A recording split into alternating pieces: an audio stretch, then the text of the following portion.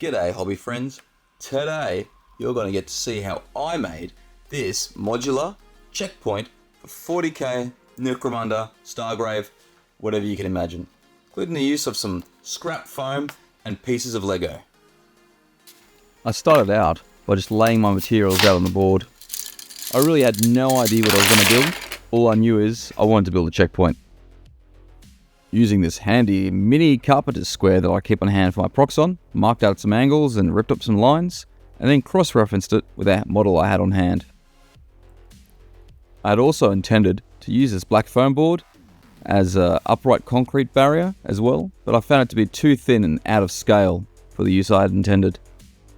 However, it was perfect for like the concrete slab that this would sit on, so I used that for the base and then cracked out some of this scrap foam. I imagined that this foam would basically be standing upright and be all chipped and damaged on the ends, so I literally just grabbed the scrap, put it up against, pulled it around the angles, and then snapped it off and put a few extra cuts into it. This helped with the roughened effect.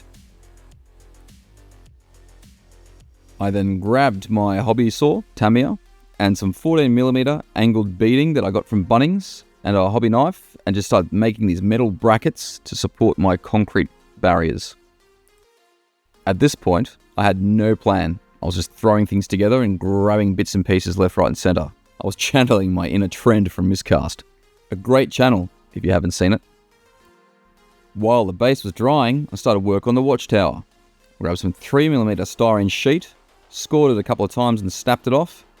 Then grabbed some more of that 14mm beading and started slapping it together. That combined with some granny grating, super glue, and lots of bicarb soda to set it all off and firm everything up. It went together really rapidly. For the angled corners of that 14mm beading, I literally just roughed in the 45-degree angles. All I did with the snips, just got it in there, cut it, stuck it down. We're not building an actual house here, just get it done. It is terrain after all. Now this is where the Lego comes in. To support the watchtower, I used some triangular Lego girders that I snapped off of eBay, along with a ladder to get up the top there. It took a bit of finagling back and forth to get the angles and the ladder lined up just right. In the end though, with a bit of creative imagination, I managed to make it happen. For the watchtower legs, I used some triangular Lego girder bits that I got off eBay, cut them flat, stuck them down in the marks where I'd made earlier. I then added some more superglue and bicarb soda, then more superglue and bicarb soda again to make sure it stuck down nice and firm and wouldn't snap off in the future. For added detail, I cracked out some styrene checker plate that I got from Greenstuff World. They've got a great variety there. And then used the model to make sure that he could still see over the top and shoot those pesky heretics down below. For the corners, I cut up some more of that 14mm beading and stuck it on. I also did this either side of the ladder to make it nice and firm. To make things look like they've been worn a bit, I cut up some corrugated card, stuck it on to make it look like a hasty patch repair, and poked a few holes.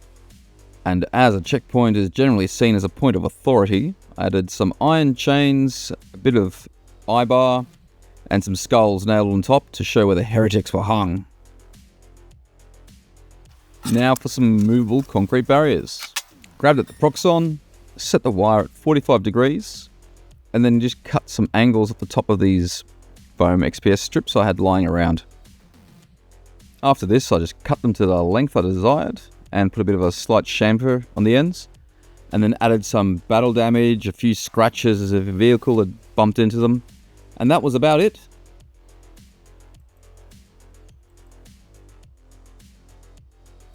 I used a combination of my hobby knife, my own fingernails, a steel ruler, and of course a little hobby drill, and that made most of the damage pretty convincing. To texture it, I also grabbed a rock and just rolled that about on top of it, just pressed it on and off all around, and I was pretty happy with that.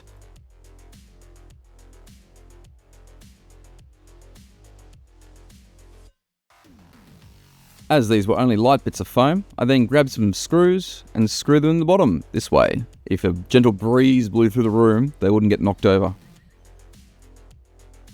Normally I'd just say use a hand screwdriver, but I literally had this impact driver sitting next to me as I've been putting up some shelving. All done and time for priming. For the plastic of the watchtower, I simply hit it with some Dulux Duramax clear plastic primer, then hit it with some Chaos Black, and then Liquitex Burnt Umber. For the XPS foam, I used for the first time some Game Master Ruins and Cliffs coloured terrain primer from the Army Painter. It's XPS safe and amazing. I then hit it once over with the Dulux Duramax granite effect to give it some concrete texture, and then I came back in again with the terrain primer from Game Master. Ruins and Cliff colour, perfect for a concrete base. For the barricades of the watchtower, I painted it starting with Liquitex Bright Aqua Green, and then progressively added more titanium white as I went up in coats. As it's terrain and it's meant to be worn, and we have the brown undertone, I just kind of overbrushed each layer over and didn't worry too much about it being 100% dry. To contrast, I painted the corrugated iron purple and worked up the pink, and then for the corner bits and around the ladder, I stippled on some grey and then white, and then put on some German grey black stripes over it, as I was going to make these hazard stripes. For the concrete, I grabbed out some cool rust grey, it's a nice cool colour, dry brush that on a few layers, then switched over to the warm of stone grey. I know it's a bit weird going from cool to warm in a dry brush, but look at concrete and you'll see that there's cool spots, there's warm spots, there's worn spots, and there's clean spots. You got to add that variety. Afterwards, I switched back to the Mechanicus standard grey and kept adding white onto that and just worked it up till I got to a colour consistency I liked. To add some detail to the concrete barriers, cracked out the Tamiya 6mm masking tape and added some directional way markings. I then stippled on the white paint, and I must admit it is rather satisfying pulling off the masking tape. Just make sure that the paint was completely dry before you put the masking tape on, or else you'll be a very unhappy camper. Now that the paint on the watchtower is dry, crack out the eye end in yellow and paint it over the hazard stripes. It gives a great effect. For all the metal on this project, I simply used a ratio of 4 drops of Vallejo's metal colour aluminium with 1 to 2 drops of burnt umber ink and black ink from Liquitex. I then mixed that up and it gave a great, almost tin bits like colour. To dry brush, I then used a bit of good old lead belcher. I find the colour this makes a really luscious, deep, dark, dirty metal colour. It's really rich and it looks great. For a wash for my terrain, I simply squirt some water in, mix in a few drops of burnt umber and black ink from Liquitex, then add a couple of drops of Matisse matte medium and some Atelier liquefying medium to make it run nice and thin. I then test it out on the dried out paints on my palette. Once I'm happy with the results, I start spreading it around, smearing it everywhere. For these larger pieces, use a larger brush and then alternate between dipping in water and dipping in the wash and spreading it around. You're gonna make a mess, just enjoy the process and clean up afterwards.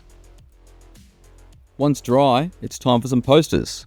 I simply found a bunch of ones online, just googled sci-fi or Warhammer 40k scale posters and then had them printed off.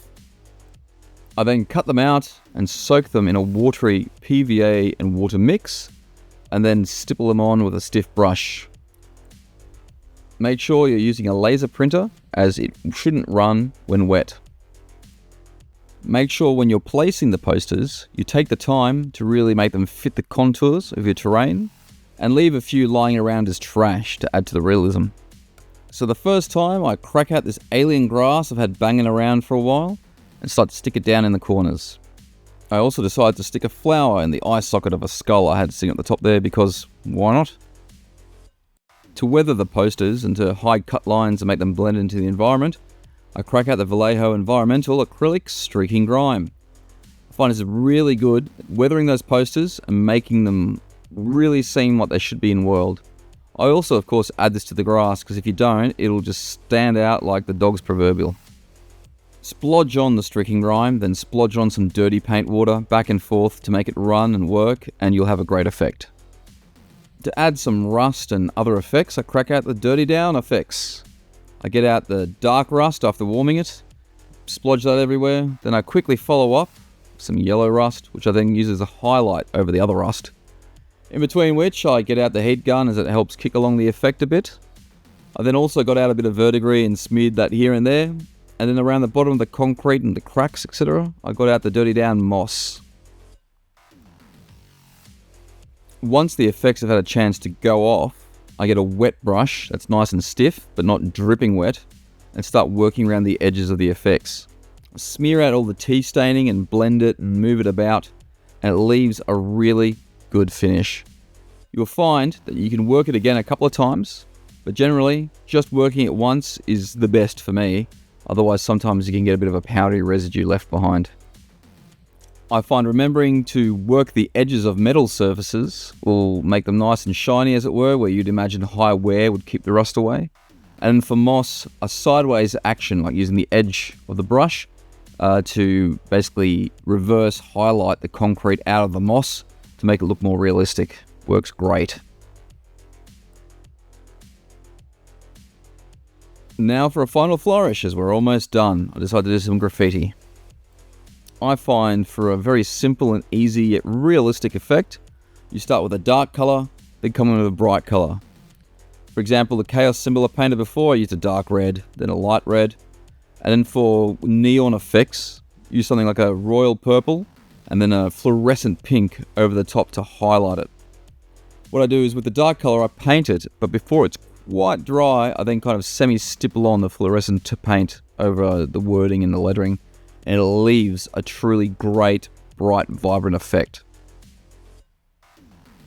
As a contrast to that vibrant effect, you can also use white ink. I find it reminds me of those old photos you see from World War II or the Korean War, where the army would come in and draw signposts and directions, etc. using it, or write on the side of bombs. And it looks great. It's so simple and so easy to use and to write with, but leaves a really great effect. For blood and gore, loosely mix some dark brown, some red and some bright red together, and then splodge it and splidge it about. Make sure you draw some little handprints and footprints to tell a story with it, and use a toothbrush to splatter it where someone's been hit with a projectile. Finally, to protect our work, crack out the Vallejo acrylic matte varnish and give it 3 light coats.